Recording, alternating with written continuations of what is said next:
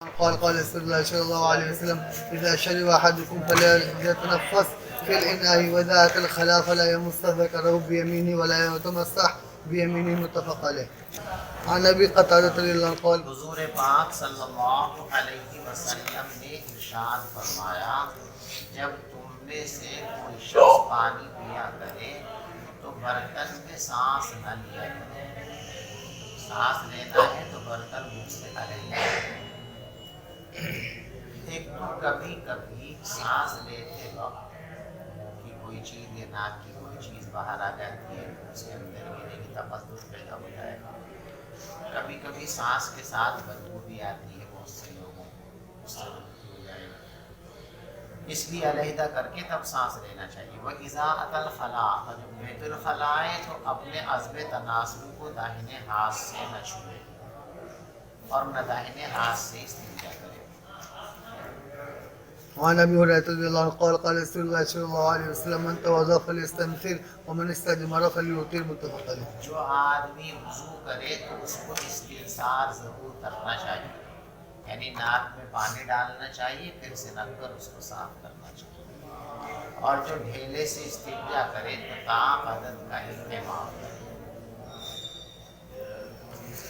عن أنس رضي الله عنه قال كان رسول الله صلى الله عليه وسلم يدخل الخلاء فأحمل أنا وغلام إداوة من ماء وعن زد. پیغمبر علیہ السلام بیت الخلاء تشریف لے جاتے تھے تو میں اور ایک لڑکا ہم دونوں پانی کا ایک برتن اٹھا کر حضور کے پاس لے جاتے تھے. وعنزا, اور نیزہ بھی لے کر کے جاتے تھے, اور حضور پانی سے استنجا فرمایا کرتے تھے. پانی لے جاتے تھے وضو کے لیے کہ استنجے سے فارغ ہونے کے بعد حضرت وضو فرمائیں گے, اور نیزہ یہ سفر میں آپ کے ساتھ رہتا تھا کہ جب بھی جنگل میں میدان میں کہیں نماز پڑھنی ہوتی تھی تو اس چھوٹے بلم کو سترے کے طور پر ڈال دیا جاتا تھا. الفصل الثاني. عن أنس رضي الله عنه قال كان النبي صلى الله عليه وسلم إذا دخل الخلاء نزع خاتمه رواه أبو داود والنسائي والترمذي. آپ کے پاس جو انگوٹھی تھی, اور میں پہلے آپ کو بتا چکا کہ یہ انگوٹھی زینت کے طور پر یا زیور کے طور پر آپ نہیں پہنتے تھے, بلکہ یہ شاہی مہر تھی جو ہر وقت آپ کے پاس رہتی. اور اس مہر میں جو عبارت تھی وہ تھی محمد رسول اللہ, اللہ کا نام تھا. اس لیے اللہ کے نام کی عظمت کے پیش نظر آپ اس کو بیت الخلاء میں ساتھ لے کر نہیں جاتے تھے. جب بیت الخلاء میں تشریف لے جاتے تھے تو اس کو اتار کر رکھ دیا کرتے تھے, پھر آپ اس کو پہن لیا کرتے تھے. وعن جابر رضي الله عنه قال كان النبي صلى الله عليه وسلم إذا أراد البرازة انطلق حتى لا يراه أحد. استنجا کرتے وقت آدمی کو پردے کا اہتمام کرنا چاہیے. گھروں میں بیت الخلاء ہے تو پردہ ہے ہی. جنگل میں جائیں تو اتنی دور تک نکل جائیں آبادی سے جہاں عموماً لوگوں کی چلن پھرت نہ ہو اور لوگوں کی نگاہ نہ پڑے. پیغمبر علیہ السلام قضائے حاجت کا ارادہ فرماتے تھے تو چلتے رہتے تھے یہاں تک کہ آپ کسی کو نظر نہیں آتے تھے. رواه مسلم. وعن ابي موسى رضي الله عنه قال كنت مع النبي صلى الله عليه وسلم ذات يوم فاراد ان يبول فاتى دمسا في اصل جدار فبال ثم قال اذا اراد احدكم. اشعری رضی اللہ تعالیٰ فرماتے ہیں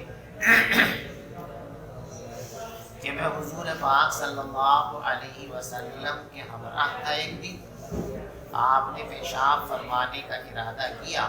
فأتى دمثا في اصل الجدار, تو آپ دیوار کے نزدیک ایک نرم زمین پر آئے. اس کے معنی نرم زمین, سخت زمین پر پیشاب کریں گے تو چھیٹ لوٹ کر کے آئے گی, پاؤں آلودہ ہونے کا اندیشہ ہے. اس کا مفاد یہ ہے کہ پیشاب کرو تو اس کا اہتمام کرو کہ پیشاب کی چھیٹیں پلٹ کر آپ کی بدن پر نہیں لگنی چاہیے. یا تو بچے کے اوپر پیشاب کرو, یا زمین پر کرنے کا موقع ہے تو کوئی ایسی زمین دیکھو جو سخت نہ ہو. سخت پر پیشاب گرے گا تو تیزی کے ساتھ چھینٹیں واپس آئیں گی. وعن انس رضي الله عنه قال كان النبي صلى الله عليه وسلم اذا اراد الحاجة لم يرفع ثوبه حتى يدنو من الارض. رواه الترمذي وابو داود. اعضائے مذکورہ کو کھولنا یہ شریعت میں ناجائز اور ناپسندیدہ ہے، لیکن ضرورت کے وقت کھولنا پڑتا ہے، پیشاب کرنا ہے، پاخانہ کرنا ہے تو ظاہر بات ہے کہ کھولنا پڑتا ہے، تو بقدر ضرورت ہی کھول۔ اس لیے حضور پاک صلی اللہ علیہ وسلم جب استنجے کا ارادہ فرماتے تھے تو کھڑے کھڑے ایک دم لنگی نہیں کھولتے تھے، سب بیٹھنا شروع کرتے تھے، جب زمین کے قریب ہو جاتا آپ کا جسم اس وقت اٹھاتے تھے تاکہ کم سے کم تصفیہ ہو۔ آپ جب ارادہ فرماتے قضائے حاجت کا تو اپنا کپڑا اوپر نہیں اٹھاتے تھے یہاں تک کہ آپ زمین کے قریب ہو جاتے تھے، یعنی بالکل جب بیٹھنے کے قریب ہو جاتے تب کپڑا اٹھاتے تھے۔ وعن ابي هريره رضي الله عنه قال قال رسول الله صلى الله عليه وسلم انما انا لكم مثل الوالد لولده اعلمكم اذا اتيتم الغائط فلا فرمایا کہ میں تمہارے لیے ایسا ہی ہوں جیسے اولاد کے لیے باپ اولاد سے شفقت بھی کرتا ہے، اس کی تربیت بھی کرتا ہے، تو فرمایا میری ذمہ داری ہے تمہاری تربیت کرنا۔ تو اب وہ تربیت کے متعلق باتیں بتائیں، میں تم کو ہر بات سکھاتا ہوں، لہٰذا جب تم بیت الخلاء میں جایا کرو فلا تستقبلوا القبلۃ ولا تستقبلوها، نہ قبلے کی طرف رخ کیا کرو نہ قبلے کی طرف پشت کیا کرو۔ وَأَمَرَ بِثَلَاثَةِ أَحْجَارٍ، اور آپ نے 3 ڈھیلے استعمال کرنے کا حکم فرمایا۔ وَنَهَى عَنِ الرَّوْثِ وَالرِّمَّةِ، رِمّہ کے معنی بوسیدہ ہڈی، اور لید اور ہڈی سے استنجا کرنے سے آپ نے منع فرمایا، اور اس سے بھی منع فرمایا کہ کوئی آدمی داہنے ہاتھ سے استنجا کرے۔ وعن عائشة رضي الله عنها قالت كانت يد رسول الله صلى الله عليه وسلم اليمنى لطهوره وطعامه وكانت يده اليسرى لخلائه وما كان من أذى، رواه أبو داود۔ حضرت عائشہ صدیقہ رضی اللہ تعالیٰ عنہ فرماتی ہے کہ رسول پاک صلی اللہ علیہ وسلم کا داہنا ہاتھ مخصوص تھا پاکی کے لیے اور کھانے پینے کے لیے، اور بایاں ہاتھ مخصوص تھا استنجے کے لیے اور ہر اس کام کے لیے جو باعث تخصص ہو۔ وعنها قالت قال رسول الله صلى الله عليه وسلم إذا ذهب أحدكم إلى الغائط فليذهب معه بثلاثة أحجار جب تم میں سے کوئی شخص بیت الخلاء جائے تو اپنے ساتھ 3 ڈھیلے لے کر کے جائے، یستطیب بہن، جن سے صفائی حاصل کرے۔ اگر نجاست مخرج سے متجاوز نہیں ہے تو پانی سے دھونا ضروری نہیں، اگر مخرج سے متجاوز ہو گئی ہے تو پھر پانی سے دھونا ضروری ہے، متجاوز نہیں ہے تو ڈھیلے سے، کاغذ سے، کپڑے سے، کسی چیز سے بھی اس نجاست کو پہنچ لیے جائے، نجاست صاف ہو جائے، طہارت ہو گئی آپ کو، آپ وضو کر کے نماز پڑھ سکتے ہیں، پانی استعمال کرنا ضروری نہیں ہے۔ فَإِنَّهَا تُجْزِئُ عَنْهُ، تو یہ ڈھیلوں کا استعمال طہارت کے لیے کافی ہو جائے گا۔ وعن ابن مسعود رضي الله عنه قال قال رسول الله صلى الله عليه وسلم لا تستنجوا بالروث ولا بالعظام فإنها زاد إخوانكم من الجن، رواه الترمذي والنسائي إلا أنه لم يذكرها زاد إخوانكم من پیغمبر الجن۔ علیہ الصلوۃ والسلام نے ارشاد فرمایا کہ لید سے استنجا مت کیا کرو اور ہڈیوں سے استنجا مت کیا کرو، فإنها زاد إخوانكم من الجن، اس لیے کہ یہ تمہارے بھائی جنات کی غذا ہے۔ بعض لوگوں کو اس پر یہ شبہ ہوا ہے کہ ہڈیاں جنات کی غذا ہے، یہ بات تو معقول سمجھ میں آتی ہے، لیکن لید تو گندی چیز ہے، پاخانہ ہے، وہ غذا کیسے ہو سکتی ہے؟ اس کا جواب یہ ہے فَإِنَّهَا إِخْوَانٌ ذَاتُ إِخْوَانٌ، میں وہ ضمیر کا مرکز ہے، وہ ہڈیاں ہیں، کہ ہڈیاں جو ہے یہ جنات کے لیے غذا کا درجہ رکھتی ہے۔ روایتوں میں آتا ہے کہ جن ہڈیوں کا گوشت چھڑا کر ہم انہیں دیتے ہیں ناپاک استعمال سمجھ کر، اللہ کا اپنا نظام یہ ہے جب کوئی جن اس کو اٹھاتا ہے استعمال کرنے کے لیے تو وہ گوشت سے پر ہو جاتی ہے، اس کو قدرتی طور پر گوشت آ جاتا ہے، اس کو کھا لیتے ہیں۔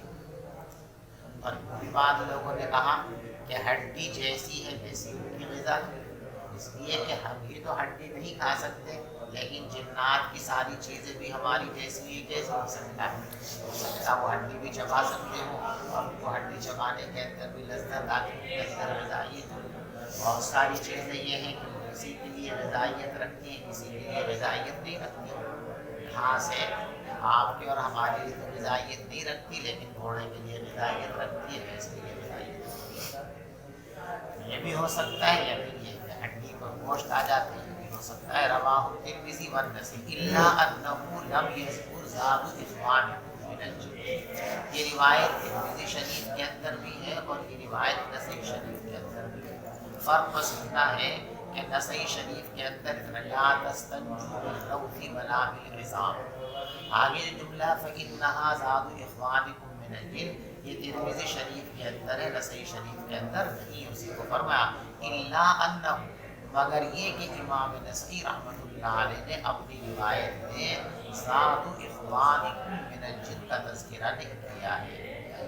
وعن رويفع بن ثابت رضي الله عنه قال قال رسول الله صلى الله عليه وسلم يا رويفع لعل الحياة ستطول بك بعدي فاخبر الناس إن من عقد لحيته أو تقلد وترا أو استندى برجيع دابة أو عظم فإن محمدا صلى الله عليه وسلم منه حضور بريئا. پاک صلی اللہ علیہ وسلم نے ارشاد فرمایا اے رویفع، امید ہے کہ تمہاری زندگی دراز ہوگی میرے بعد، تو تم لوگوں کو یہ بتا دینا.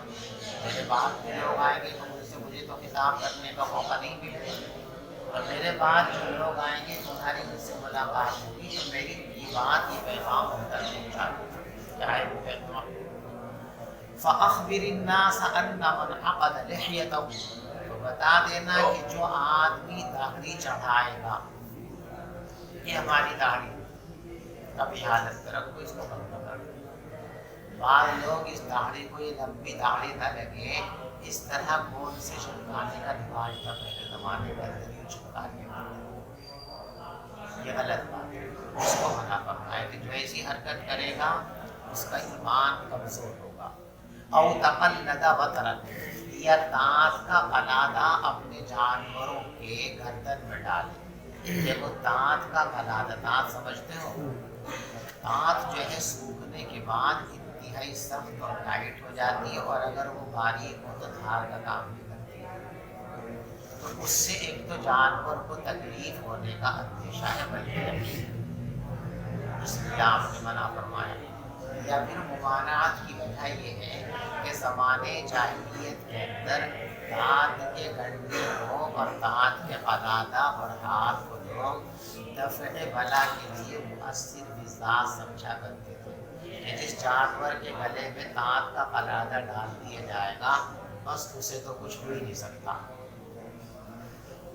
تو اس کی نفی کرنے کے لیے عقیدہ کی درستگی کے واسطے فرمایا کہ دانت کا قلادہ جانور کو مت پہنائے. اب استنجا برجیع دابہ، یا جس شخص نے جانور کے پاخانے سے استنجا کیا، او عظم، یا ہڈی سے استنجا کیا، فإن محمدا منہ بریء، تو محمد کا اس شخص سے کوئی تعلق نہیں ہے. بات ہے کہ اس کا ایمان کامل کیسے ہو جائے گا. رواہ ابو داؤد. وعن ابي هريره رضي الله عنه قال قال رسول الله صلى الله عليه وسلم من اكتحل فليوتر من فعل فقد احسن ومن فعل جو شخص بھی سرما لگائے تو طاق عدد 3 سلائی سرما لگانا چاہیے. لیکن فرمایا یہ فرض اور واجب درجے کی چیز نہیں ہے، استحباب کے درجے کی چیز ہے. کوئی ایسا کرے گا تو ثواب کا حقدار ہوگا، نہیں کرے گا تو گنہگار.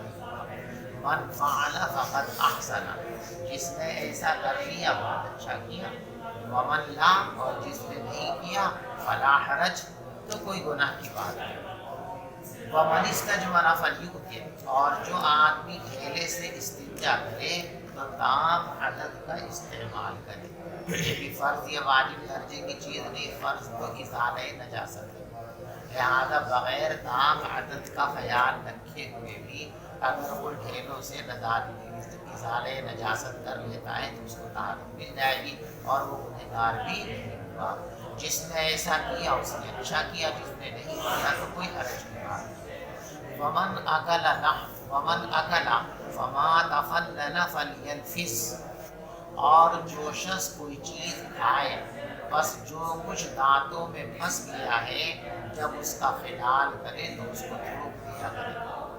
دانت میں کھانے کے اجزاء پھنس جاتے ہیں کھاتے ہوئے، اب خلال سے اس کو نکالتے ہیں کسی لکڑی سے کسی چیز سے، تو جس نے کھانا کھا کر خلال کیا، اب جو خلال کے ذریعے دانتوں میں جمے ہوئے کھانے کے اجزاء ہیں ان کو نگلنا نہیں چاہیے، کھانا نہیں چاہیے، بلکہ ان کو تھوک دینا چاہیے۔ البتہ کبھی کبھی دانتوں میں پھنسی ہوئی چیز ایسے زبان کو پھراتے ادھر ادھر کو، اس سے بھی وہ نکل جاتی ہے۔ اگر زبان پھرانے سے کوئی چیز نکلی ہے تو اس کو نکل سکتے ہیں، اس کو تھوکنا ضروری نہیں ہے، اور خلال کے ذریعے کھانے کے اجزاء اگر نکالے ہیں تو ان کو تھوک دینا۔ اور جس شخص نے کھانا کھایا پھر خلال کیا تو اس کو تھوک دینا چاہیے، اور جس نے زبان پھیری تو اس کو نگل سکتا ہے۔ من فعلا، یہ کام بھی واجب اور فرض نہیں ہے، جس نے ایسا کر لیا اچھا کیا، اور جس نے ایسا نہیں کیا کوئی حرج کی بات نہیں۔ فمن اتى الغائط فليستتر، اور جو آدمی استنجے کے لیے جائے تو پردے کا اہتمام کرے۔ یعنی جنگل میں ہے تو کسی درخت کی آڑ میں، کسی ٹیلے کی آڑ میں، کسی نشیبی جگہ میں بیٹھنا چاہیے تاکہ ادھر سے گزرنے والوں کی نظر نہ پڑے۔ فَإِن لَّمْ يَجِدْ إِلَّا أَن يَجْمَعَ كَثِيرًا مِّن رَّمَلٍ، بس اگر اس کو پردے کی کوئی جگہ نہ ملے سوائے اس کے کہ وہ تھوڑا سا ریت کا ڈھیر لگا لے، فَلْيَسْتَدْبِرْهُ، کچھ بھی نہیں ملنا، دور تک چٹیل میدان ہے تو ذرا سی مٹی ایسے مٹی کر کے اس کا اور ڈھولا سا بنا دو اور اس کے پیچھے ہو کر کے ایسے بیٹھ جاؤ تاکہ کوئی اگر ادھر سے گزرے بھی تو آپ کے ہاتھ پر اس کی نظر نہ پڑے۔ تو اس کے پیچھے پیٹ کر کے بیٹھ جائے، اس لیے کہ شیطان کھیلتا ہے انسان کے مقعد سے۔ من فعل فقد احسن، جو یہ اہتمام کرے گا مٹی کے ڈھولا لگانے کا تو بہت اچھی بات ہے، نہیں کرے گا تو کوئی گناہ بھی نہیں ہوگا۔ رواه ابو داؤد و ابن ماجہ والتابعین۔ وعن عبد الله بن مغفل رضي الله عنه قال قال رسول الله صلى الله عليه وسلم لا يبولن احدكم في مستحمه ثم يغتسل فيه او يتوضا فيه فان عامة الوسواس منه وسواس منه رواه ابو داود والترمذي۔ عبداللہ ابن مغفل فرماتے ہیں کہ رسول پاک صلی اللہ علیہ وسلم نے ارشاد فرمایا، تم میں سے کوئی شخص ہرگز غسل خانے میں پیشاب نہ کیا۔ اب یہ تو حکم ہو گیا، اب اس حکم کی طرف طبیعت کو متوجہ فرماتے ہیں کہ ذرا سوچو، آدمی نہاتا ہے کس لیے؟ پاکی کے لیے یا نظافت کے لیے؟ یا تو طہارت کے لیے نہاتا ہے یا نظافت کے لیے نہاتا ہے، ٹھیک ہے نا؟ اب جہاں آپ نے ابھی پیشاب کیا تھا اور وہیں کھڑے ہو کے بدن پہ پانی ڈالو گے تو طبیعت کے اندر نظافت کا احساس ہوگا، شبہ پیدا ہوگا نا، گندی جگہ تھی، چھینٹیں نہ آ گئی، ایسا نہ ہو گیا۔ تو غسل ہے طبیعت کو نشان میں لانے کے لیے، اور یہاں بجائے نشان کے تردد اور وسوسے پیدا ہو جائے، اور ایسا کرتے رہو تو وسوسوں کی مستقل بیماری بھی پیدا ہو جاتی ہے۔ پھر اس میں غسل کرے گا یا وضو کرے گا، یعنی یہ تو تمہارے پر آگے عقل کے بھی خلاف۔ اگر حکم شریعت نہ بھی ہوتا غسل خانے میں پیشاب کی ممانعت کا، تو خود عقل انسانی بھی یہ فیصلہ کرے گی۔ ہر انسان اپنی عقل سے یہ فیصلہ کر سکتا ہے کہ جو چیز میرے استعمال کی اسے خراب نہ کرے، تو غسل خانہ تیرے استعمال کا ہے کہ نہیں؟ تھوڑی دیر میں تجھے وضو کرنے کی ضرورت پیش آ سکتی ہے، تو اب اسے تو گندا کر رہا تھا عقل کے خلاف۔ عقل کا تقاضا بھی یہ ہے کہ جو ہمارے استعمال کی چیزیں ان کو خراب نہیں کرنا چاہیے، سمجھ گئے؟ اس لیے کہ عموماً وسوسوں کی بیماری اسی عمل سے پیدا ہوتی ہے۔ رواہ ابو داؤد والترمذی والنسائی الا انہما لم یذکرا، مگر یہ کہ نسائی اور ترمذی نے ثم یغتسل فیہ او یتوضا، یہ جملے نقل نہیں کیے ہیں۔